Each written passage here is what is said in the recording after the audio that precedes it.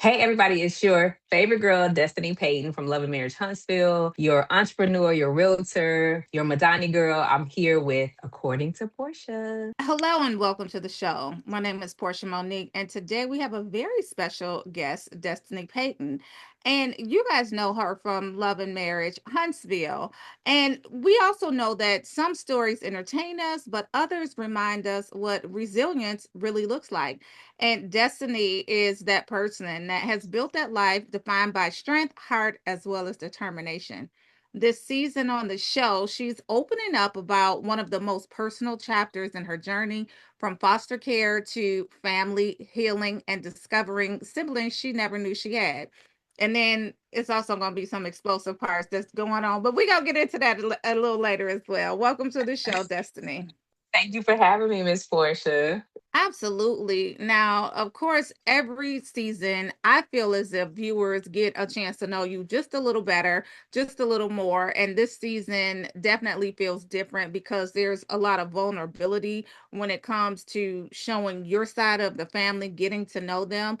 Really emotional revelations, shifting friendships, so to speak, major tension in the group, right? But when you look at this season as a whole, what should viewers be prepared for? I think people should be prepared for another side of Destiny, first and foremost, peeling back the layers, and there's a lot of them. Getting to know more depths of me. I think people have gotten to know me as the friend, the person always in the middle, the supporter.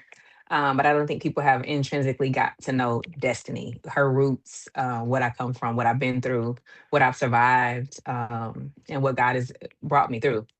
And we are certainly going to get a chance to see more of your roots because you reveal deeply personal parts about your childhood, including your time spent in foster care. I don't think that I knew that part about you before looking at this season, and as well as reconnecting with your father, your family, all of that.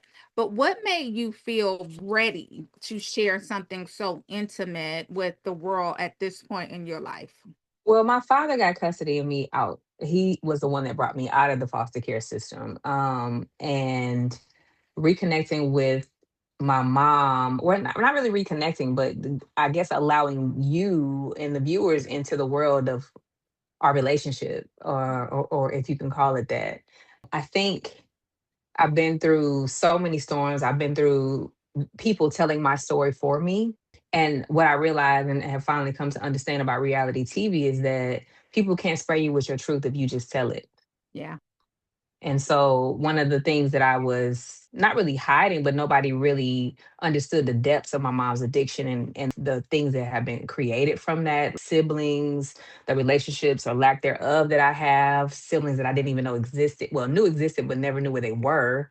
Going through that whole journey of finding them and building relationships with them has been very healing. And I, Yeah. I feel I didn't want to. Like for a while, I was like, I don't even know if I want to do this. I'm Right. embarrassed about my mom's been on her journey of the life that she chose for Mhm. 30 plus years. And Mhm. so a part of you is like, it's hard for you to separate that that's not you. That's your mom. That's not you. So people try to shame you with your parents' addictions or their choices. And so for me, I said the only way that I can really heal from this or really like be able to go to the next level and evolve is to step right into it. Yeah. And that's what I did.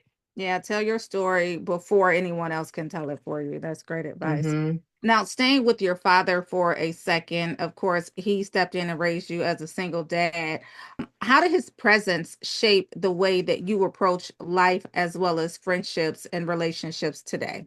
Well, everybody always says I got big D energy. I was raised by a man, okay? Like, what do y'all expect? What do y'all expect? I will say that my dad has a big heart. He has a huge heart, but he don't play. Yeah. Nor does my mom. So listen, I always tell them I came out pretty sane, come from the two Mhm. of y'all. But my dad, his heart is huge. He has shown me so much love and support in my life. And I always tell people, and I brag on him and I say, as far as needs, they were always met, but I had everything I wanted: love, understanding, friendship, discipline, all the Jordans. Stay That's spoiled, important. okay? But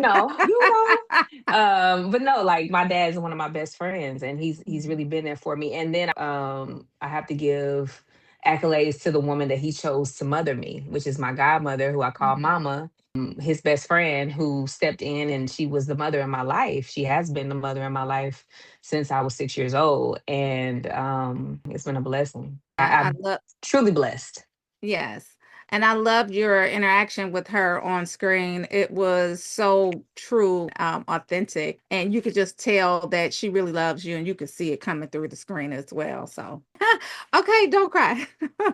Now, we also meet your siblings, your half siblings. Of course, you're the oldest, but we meet them for the Oldest first time. living.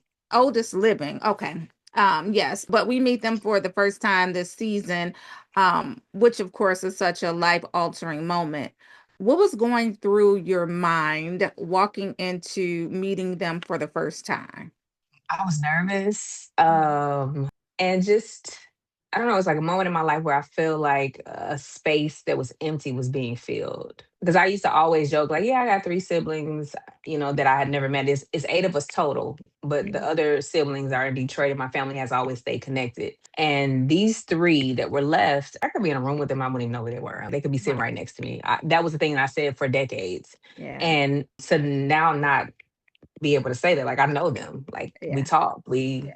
We have a group chat. We're called the womb mates is our group chat. Yeah. We're just developing our relationship as blood siblings but strangers. So Yeah.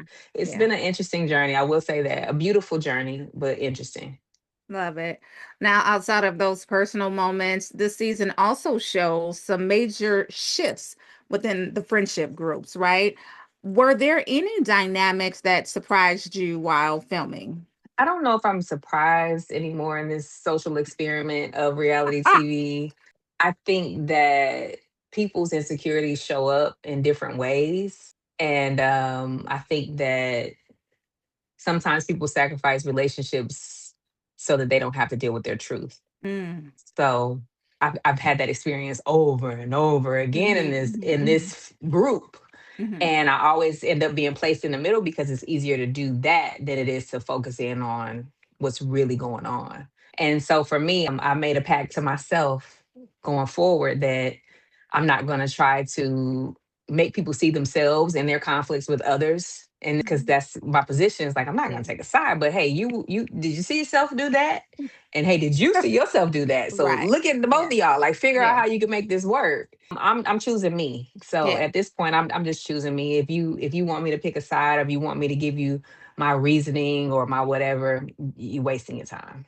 And Because I've shown my sorry, I didn't no, mean to go cut you ahead. off. I feel like I've shown who I am to be a loyal Mhm. person, to be a loving person, to be a non, as much as possible, biased person in situations. But I'm not going to allow people to keep putting me in the middle of their mess. And just own your Yeah. stuff and do you and leave me Yeah. out of it. Now we're gonna ask you to name names because that's cool. But Everybody, think about it. Since I've been on this show, I have always ended up in the middle of someone. And it's Mhm. just like, well, no, hey, you were wrong. Hey, y'all figure that out. Here's Or the I don't have mirror. anything to say. Right. Here's the Yeah, mirror. like, Yeah. and then it's well, you need to choose. No, I Yeah. don't. And Yeah. I feeling like that's like a Groundhog's Day. Like I keep Yeah. having to, and I'm Every at a point Friday. right now, like where Yeah. it's like, listen, find something else Mhm. to do. Whew. Now, one moment that viewers are definitely going to be talking about is that disagreement between you and Tisha at the winery, in the car, on the way, all of it. But from your perspective, what really sparked that tension? And watching the clip, I thought that she didn't, if I'm being honest, because I only saw a clip, I wasn't there, but she didn't necessarily land her point well. I'm like, girl, what you mad at? Sorry, go ahead. My sentiments exactly like Yeah, what? yeah, yeah. What are But we from your doing? perspective, what really sparked the tension? Girl, Okay.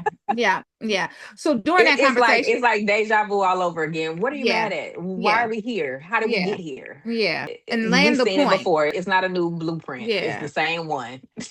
Now, during one of those conversations, of course, she questioned your loyalty, which is a big accusation within the friendship circles, right? When someone challenges loyalty like that, how does Destiny respond? And then how did you respond on TV? Was it the same or did you have a different response? The thing with this world that we live in that you guys get to see is Mhm. Normally, when someone challenges your friendship or your loyalty or your character morals, if you don't see me, then it's adios. But we're in this experiment, as I call it, the social Mhm. experiment, where we have to talk through things and we have to be in the same spaces, or not talk through certain things, but still be in the same spaces. Yeah. So for me, these friendships and relationships have been therapeutic. I know people probably think that's crazy, but it's been such therapy for me to be able to figure out how to maneuver and be in the same space with people that you would normally just cut off. Yeah. And so when I'm challenged in that way, if you go back to season one, I always try to find an understanding. I want to Mhm. understand. I want to get Mhm. to the root. Mhm. And when it's not real, when it's not rooted in anything, you get the roundabout. You're Yeah. like, well, where is it at? Like, find the ground, like, ground yourself. Where we at? Yeah. And you never get there because it's not Mhm. rooted in anything really but insecurities. Mm. And I'm not responsible for people's insecurities and feelings. Yeah. I've tried to take it on. And in my learning lesson of being a friend, it's just not my responsibility. Yeah. So Yeah. I think it's rooted in a lot of that. And if you challenge my loyalty and if you don't see it, then honestly, even in this social experiment, I wish you well. At this space and juncture in my grown ass life, I Yeah. ain't got time. I don't have the Now, time. after everything that unfolded this season, especially with you and Tisha, where does that relationship stand today? Oh. Ain't standing. For me, I'm gonna always wish people well, but at this place in my life, I don't have the energy to prove. I don't have the energy to justify. I'm taking care of a child. I'm taking care of my father, my godmother, who's my mama. I have a lot of life. I got businesses going on. Yeah. I'm back in my creative space. I'm back in the studio. I'm acting. I'm running my business. I'm redoing things as I'm always rejudging things. So Hmm. I don't have time to babysit Oh. friendships and feelings. I just don't have it. And Yeah. that's just real. The people that love me and see me, we're gonna keep on building and rocking. And that's Yeah. what it is. I love it. Now, speaking of building and rocking, what else can we expect from this season of Love and Marriage Huntsville? It's so funny because we had a long break, but this season you can just expect to, like I said, peel back more layers of Destiny, and you see me becoming more of. I'm not dimming my light anymore. I'm Hmm. standing in it because a lot of times I realize, and not even knowing that I was doing it, I was trying to make sure that everybody else felt like they could be who they wanted to be, and in that process, I was dimming my light no more. So you Yeah. see me really back in real estate. You see me really grinding, doing what I've been doing in real estate for over 20 years. Yeah. And just giving y'all the glimpse of the professional side of me as well, which got me into the space with these people. So Yeah, yeah. yeah.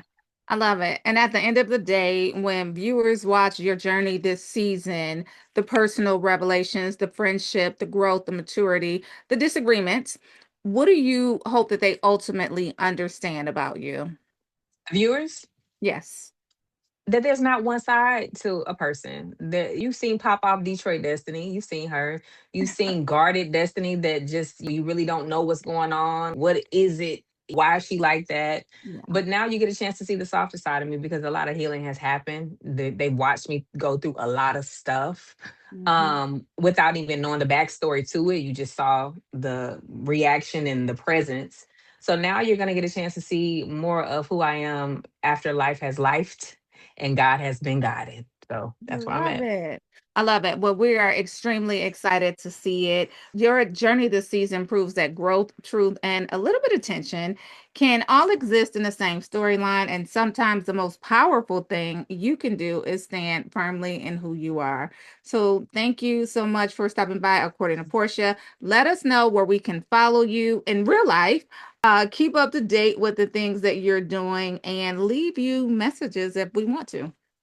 You can always follow me on all social media platforms at the Destiny Payton, IG, TikTok, Facebook. You can shop with me at madanibeauty.com. She's never went anywhere, okay? And you also, my real estate page will be up as well because I'm stepping into a new and you'll see that on the upcoming season. Not this one, but the next one. You'll see Okay, my new okay. journey, my next level of journey I on love it. back into real estate. So Mhm. yeah, just you can follow me in all those places. And if you want to reach out to Madani, it's info@madanibeauty.com. So yeah. I love it. Well, congratulations Oh, I'm on. sorry. Destiny@madanibeauty.com. We'll Right. make sure we correct Destiny@madanibeauty.com. that. All Well, I right. love Thank it. you. And congratulations on all of your success. We will be watching, keeping in mind that that happened during filming however many months ago. But we're going to keep in mind that you have the growth, the maturity, the instincts, the beauty, all of that to Oh, carry thank you you. on into your next season of life. So, congratulations. Thank you, Portia. Thank you, Destiny. Take